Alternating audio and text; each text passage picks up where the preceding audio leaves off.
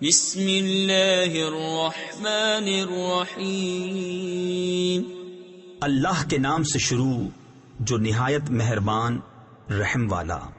والتین والزیتون وطور سینین وهذا البلد الامین.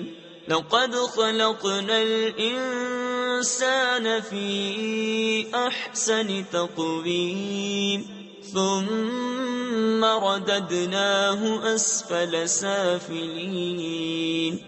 انجیر کی قسم اور زیتون اور طور سینا اور اس امان والے شہر کی.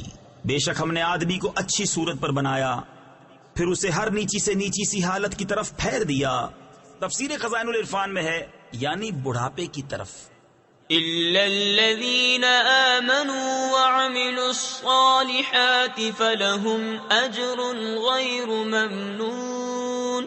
فما يكذبك بعد بالدين أليس الله بأحكم الحاكمين.